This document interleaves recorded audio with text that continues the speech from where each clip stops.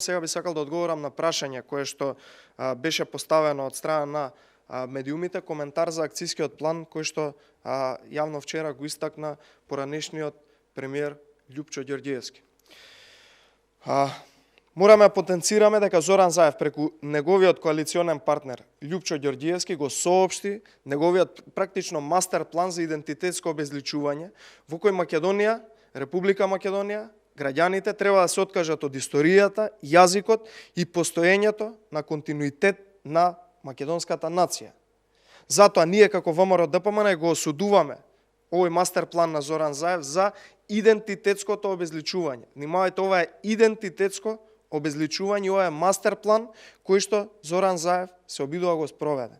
За ВМРО-ДПМН и за нас е неприфатливо да се согласи владата дека македонскиот јазик бил всушност бугарски и дека тој бил јазикот на кореспонденција на македонските револуционерни организации. Неприфатливо е да се согласиме според тезата на Заев пуштена преку Љупчо Ѓорѓиевски дека македонската нација е ново создадена.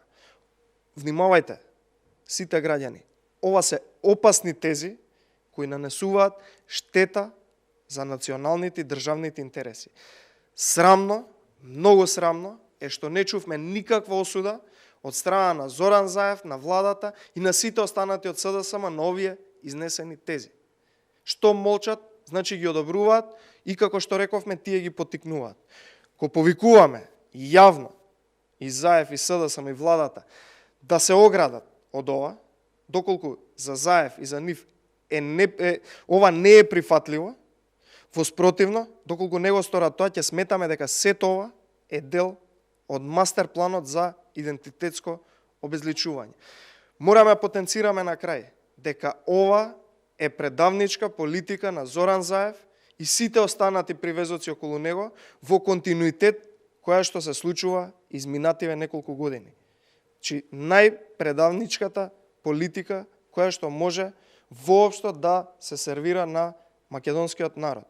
Вклучително, за крај, сакам да потенцирам дека на ваквите политичари не само што им доаѓа крајот, туку тие идат и во историја и таму им е местото.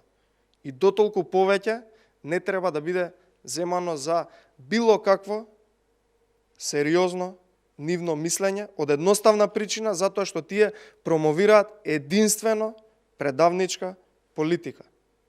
Благодарам.